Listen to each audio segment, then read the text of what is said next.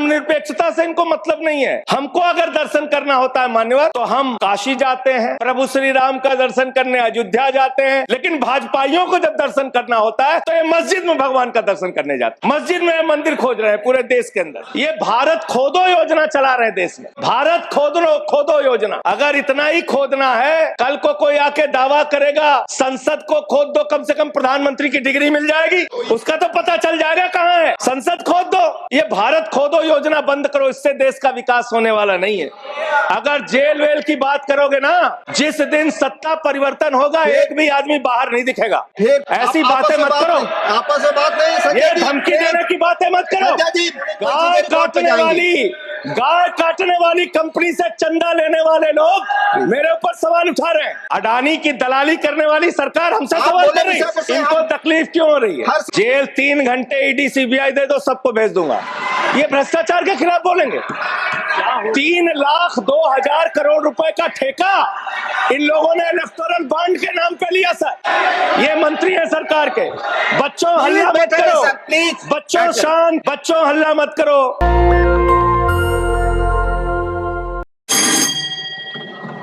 Thank you. Now Mr. Sanjay Singh. धन्यवाद मान्यवर, आपने इस महत्वपूर्ण विषय पे भारत के संविधान के 75 वर्ष पूरा होने पर जो चर्चा हो रही है, उस चर्चा में मुझे भाग लेने का अवसर दिया, मुझे बोलने का अवसर दिया। मान्यवर, बाबा साहब डॉक्टर भीमराव अंबेडकर जी ने जब भारत का संविधान लिखा तो हिंदुस्तान के सभी वर्गों के बारे में सोचा, सबके अधिकारों के बारे में सोचा, भारत कैसे तरक्की के रास्ते पे जाएगा, कैसे आगे बढ़ेगा, इसको लेके भारत के संविधान को बनाया उन्होंने। और उसमें एक एक करके जो संविधान की मूल आत्मा है वो मैं आपके सामने पढ़ना चाहूंगा कि उनकी मंशा क्या थी, हमारे संविधान की मंशा क्या है।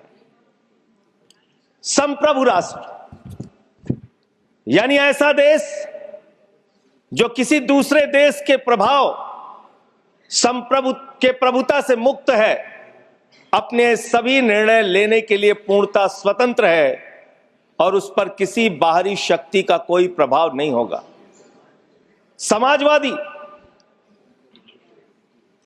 समाजवाद एक ऐसा विचारधारा है जो ये मानती है कि समाज के सभी लोगों तक संपन्नता का हिस्सा पहुंचना चाहिए। धन संपत्ति भी समाज से ही उपजती है, तो उसका बंटवारा भी शांतिपूर्ण और न्यायपूर्ण तरीकों से लोगों के बीच होना चाहिए। लोकतांत्रिक समाजवाद की ये विचारधारा कहती है कि धन समाज के कुछ लोगों तक सीमित नहीं रहना चाहिए। उत्पादन के साधनों पर लोगों का मिला जुला मालिकाना होना चाहिए। यह भारत का संविधान कहता है मान्यवर। और आज क्या स्थिति है, भारत की क्या स्थिति है मान्यवर? मोदी जी के राज में क्या स्थिति है? 5%, देश के 5% लोगों के पास देश की 60% संपत्ति है और देश के 50% लोगों के पास मात्र 3% संपत्ति है। और पिछले 2012 से लेकर अगर 21 तक का आप रिकॉर्ड इनका देखेंगे तो 40% संपत्ति 1% लोगों के पास गई है। यह है इनकी समाजवाद की विचारधारा, यह है इनकी बराबरी की सोच, यह किस तरीके से ये भारत के अंदर गैर बराबरी को जन्म दे रहे हैं। समाजवादी आंदोलन में नारा लगता था, जब तक दुखी इंसान रहेगा धरती पर तूफान रहेगा। नारा लगता था, रोटी कपड़ा और मकान मांग रहा है हिंदुस्तान। नारा लगता था, धन और धरती बट के रहेगी, भूखी जनता चुप न रहेगी। लेकिन आज भारत को इस हालत में इन्होंने पहुंचा दिया है मान्यवर, जहां पर 3% संपत्ति 50% लोगों के पास है और 5% लोगों के पास देश की 60% संपत्ति है। इसके आगे हमारा संविधान कहता है सेकुलरिज्म की बात, धर्मनिरपेक्षता, जिसका खुलेआम आप विरोध कर रहे हैं। ये एक ऐसी सरकार है, हमारे प्रधानमंत्री जी भारत के संविधान पे शपथ लेकर देश के प्रधानमंत्री बने। यहां पे बैठे हुए सांसद संविधान की शपथ लेते हैं, मंत्री संविधान की शपथ लेते हैं, लेकिन संविधान में लिखी हुई बातों को नहीं मानते। धर्मनिरपेक्षता से इनको मतलब नहीं है। हमको अगर दर्शन करना होता है मान्यवर, तो हम काशी जाते हैं, महाकाल का दर्शन करने उज्जैन जाते हैं, प्रभु श्री राम का दर्शन करने अयोध्या जाते हैं। लेकिन भाजपाइयों को जब दर्शन करना होता है तो ये मस्जिद में भगवान का दर्शन करने जाते हैं। मस्जिद में भगवान का दर्शन करने जाते हैं, मस्जिद में मंदिर खोज रहे हैं पूरे देश के अंदर। तो इसलिए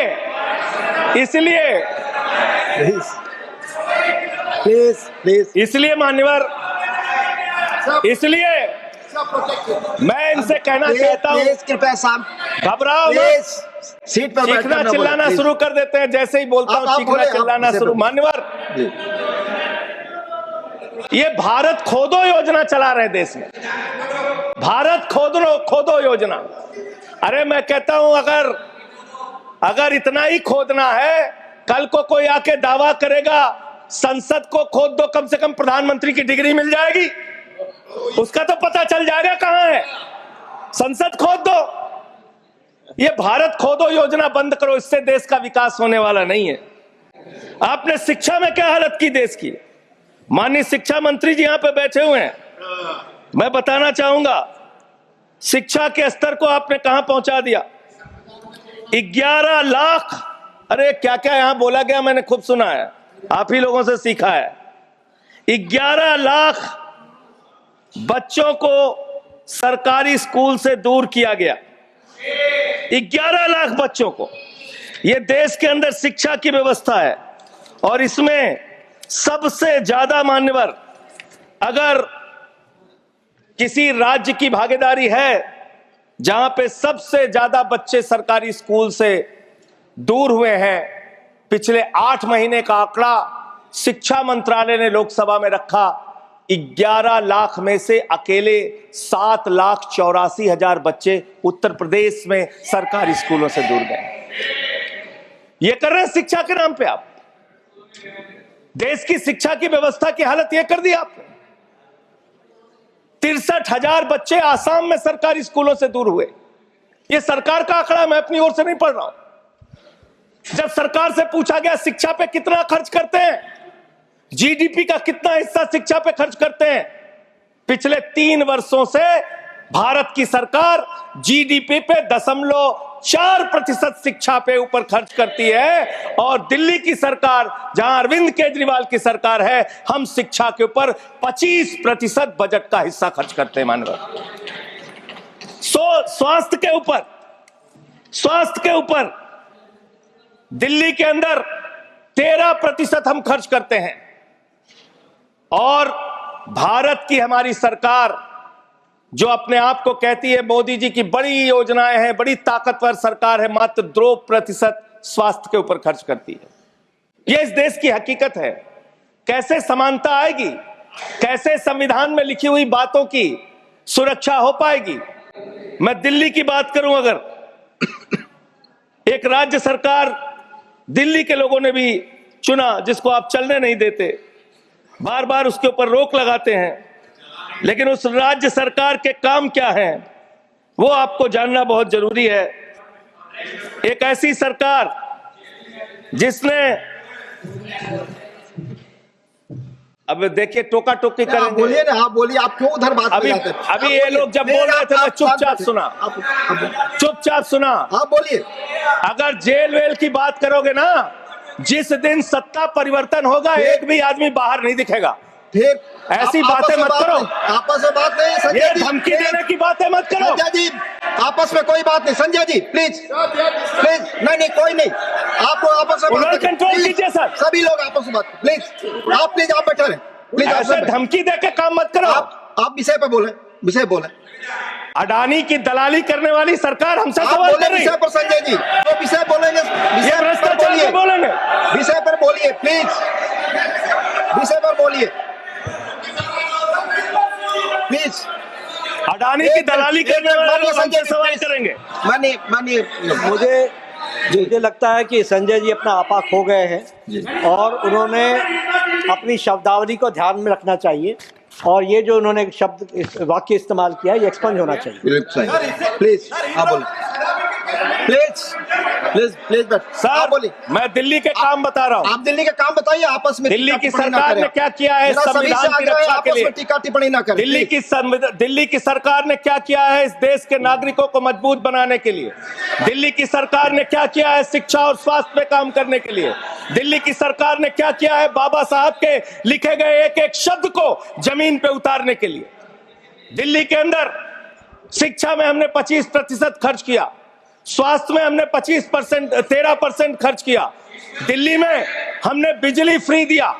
पूरे देश में पहली सरकार है जो बिजली फ्री देने का काम करती है। दिल्ली के अंदर केजरीवाल जी ने 200 यूनिट बिजली फ्री, 400 यूनिट बिजली आधे दाम पे दिया। दिल्ली के अंदर केजरीवाल की सरकार ने इलाज मुफ्त किया, पानी मुफ्त दिया। दिल्ली के अंदर सीट पर बैठकर बुजुर्गों को तीर्थ यात्रा, माननीय मंत्री, बुजुर्गों को तीर्थ यात्रा कराने का काम किया। बुजुर्गों को तीर्थ यात्रा कराने का काम किया दिल्ली की सरकार ने। दिल्ली की सरकार ने माताओं बहनों के लिए बस की यात्रा फ्री करने का काम किया। और अगली योजना आ रही है, दिल्ली में केजरीवाल मुख्यमंत्री बनेंगे, दिल्ली की महिलाओं को 2100 रुपए हर महीने उनके खाते में पहुंचाया जाएगा। हम महिला को सशक्त करेंगे, मजबूत करेंगे।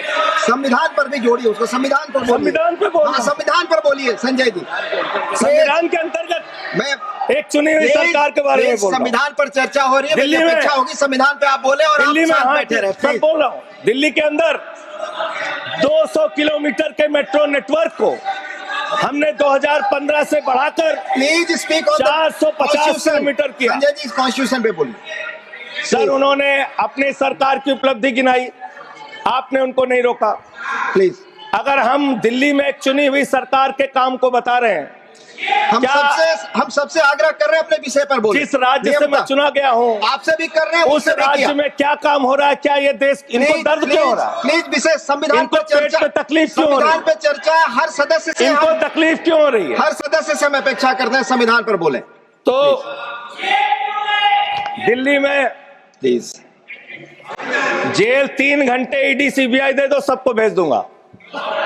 चलो दे दो ईडी संजय सीबीआई। जी आप बोलते हैं, प्रमोट करते हैं, आप सबको इसे पर भेज दूंगा बोलिए। ये सब चीजें नहीं जाएंगी, ये सब चीजें नहीं जाएंगी रिकॉर्ड पे। प्लीज वो बोल रहे हैं जेल क्यों आपस गए, में बात न करें, आप बोले संविधान पर, नहीं आप रोक रहे हैं आप उनको आपस सर। में बात न करें। प्लीज प्लीज आप इस तरह टिप्पणी नहीं कर सकते माननीय सदस्यों पर, वो चीजें रिकॉर्ड में नहीं जाएंगी। इस तरह की टिप्पणी सदस्यों पर एक दूसरे पर करना, प्लीज आप विषय पर बोले।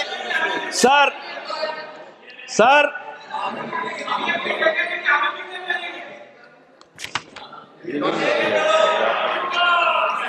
3 सर आप ही का चेहरा दिख रहा है सर। नहीं मेरा चेहरा नहीं, चेहरा आपका दिख रहा, आप बोलिए तो सर आप बोलिए। ये लोग भ्रष्टाचार के खिलाफ जब बोलते हैं, भ्रष्टाचार के खिलाफ जब बोलते हैं भाजपा के लोग, तो लगता है ओसामा बिन लादेन अहिंसा पे उपदेश दे रहा है। ये भ्रष्टाचार के खिलाफ बोलेंगे। 3,02,000 करोड़ रुपए का ठेका इन लोगों ने इलेक्टोरल बॉन्ड के नाम पे लिया सर। 3,02,000 करोड़ रुपए का ठेका इन लोगों ने इलेक्टोरल बॉन्ड के नाम पे बोलिए दिया है। विषय पर प्लीज सर, विषय पर बोलिए सर जो आप मालूम है कि विषय पर बोले तो गाय चीजें रिकॉर्ड पे काटने वाली कंपनी से चंदा लेने वाले लोग मेरे ऊपर सवाल उठा रहे हैं। आपस में बात नहीं, गाय प्लीज काटने वाली कंपनी से चंदा लेने वाले लोग, प्लीज प्लीज ये मंत्री का आचरण है। आप विषय पर बोले संजय जी। सर देश के अंदर एक चुनी हुई सरकार है, संविधान के तहत वो सरकार चुनी हुई है, संघीय ढांचे का जिक्र उस संविधान के अंदर किया गया है। उसको अब क्यों नहीं मानते?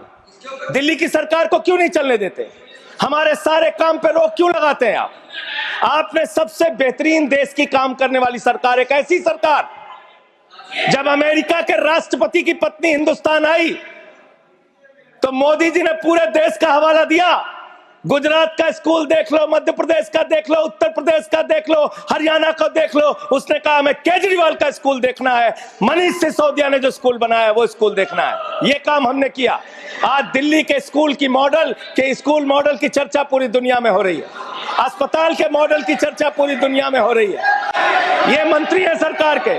बच्चों शांत हो जाओ, बच्चों हल्ला मत करो, बच्चों शांत, बच्चों हल्ला मत करो, बच्चों शांत।